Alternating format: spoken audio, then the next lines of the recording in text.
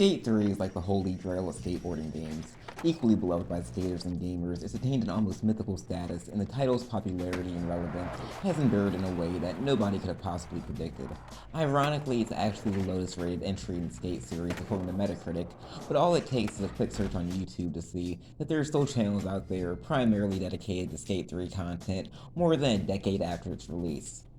So just what is it about this game that's kept it alive all this time? Well, obviously there's the gameplay, retaining and refining the revolutionary flick-it system introduced in the first game. Skate 3 is the definition of easy to pick up but difficult to master, and its recreation of skateboarding is just, for lack of a better term, fun. People talk about how Nintendo always manages to make the simple act of traversing with Mario a joy in itself, and the same exact thing applies to Skate. The game's physics system gives a weight to everything that makes it super satisfying when you hit a gap cleanly or perfectly execute a line.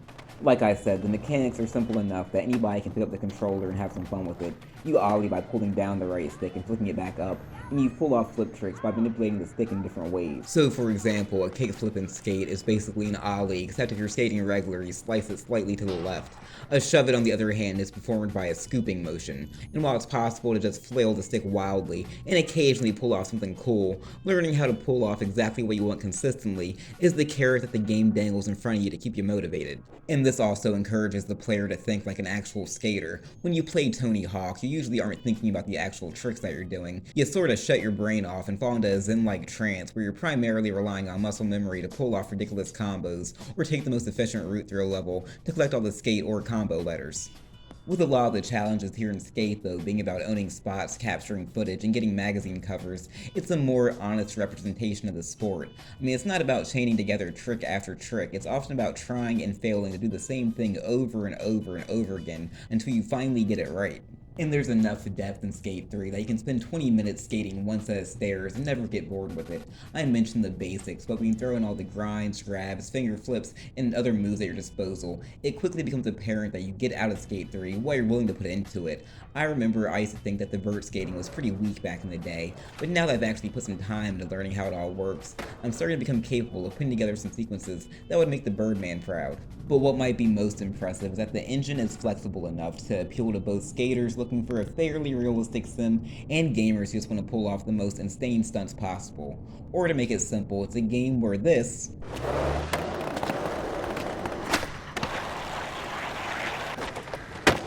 can be just as satisfying as this,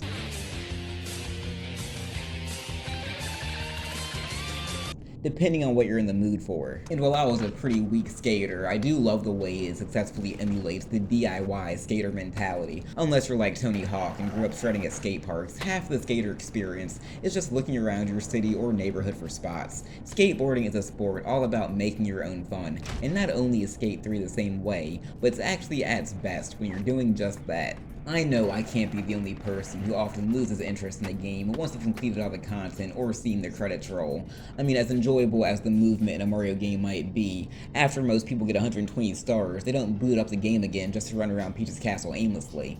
But Skate 3 is a game I can boot up with no goal or plan, dick around with for like an hour, and then turn it off and feel completely satisfied.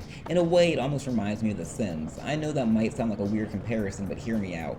Sims creator Will Wright never thought of his games as video games at all, but rather as virtual toys. His reasoning behind this basically boiled down to games are something that you can win or lose, but a toy is something you just play with. And doesn't that just perfectly sum up the appeal of Skate 3 at its core? I really believe the game could have launched with no challenges and without its flimsy excuse for a story, and it still would have been popular. Because when you strip away all that, you're still left with a finely tuned skateboarding experience set in a massive city that was literally built to be skated. There's a simple joy of Skate 3 where you see something and you think, I wonder if I could, and then 95% of the time it turns out you can, with enough practice. I mean, about half my time with it this go-around has been spent trying to land a hippie flip. Does the game require you to do this at any point? No, but simply knowing that's actually possible is all the motivation I need to keep going for it. And it also didn't hurt that Skate 3 launched with some pretty robust video editing tools, which meant that the game was set up perfectly to capitalize on the explosion of Let's Plays and streaming that followed in the years after its release. Skate 3 was a game that was tailor-made for content creators before that was even really a term.